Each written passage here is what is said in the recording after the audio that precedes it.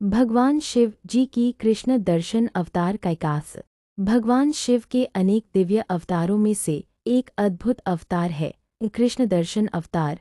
पूर्णविराम यह कथा भगवान शिव की श्री कृष्ण के प्रति भक्ति और प्रेम को दर्शाती है। जब द्वापर युग में श्री कृष्ण ने पृथ्वी पर अवतार लिया और वे वृंदावन तथा मथुरा में अपनी बाल लीलाएं कर रहे थे, तब उनके दिव्य रूप और मधुर बांसुरी की ध्वनि से समस्त देवता मोहित हो गए। भगवान शिव ने जब श्रीकृष्ण की अद्भुत लीलाओं का वर्णन सुना तो उनके मन में भी श्रीकृष्ण के बाल रूप के दर्शन करने की तीव्र इच्छा जागी। भगवान शिव साधु का रूप धारण कर वृंदावन पहुँचे। उस समय श्रीकृष्ण बाल अवस्था में थे। जब शिव जी नंद भवन के द्वार पर पहुँचे तो माता यशोदा ने उन्हें देखा।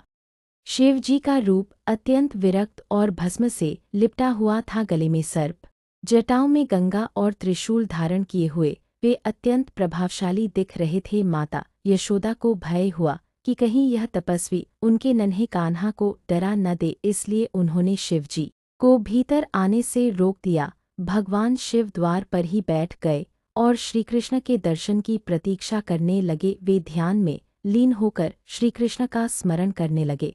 तभी बालक श्रीकृष्ण रोने लगे। माता यशोदा ने उन्हें चुप कराने का बहुत प्रयास किया, पर वे शांत नहीं हुए। अंत में एक ज्ञानी ने बताया कि बाहर कोई महान तपस्वी आया है, संभव है बालक उन्हीं के दर्शन चाहते हों।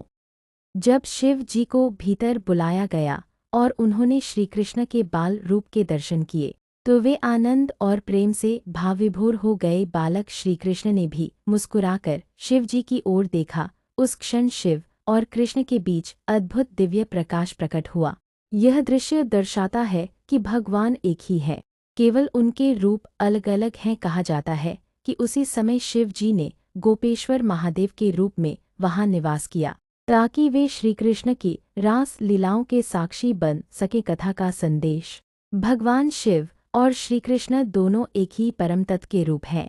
भगवान के दर्शन के लिए प्रेम और धैर्य आवश्यक है।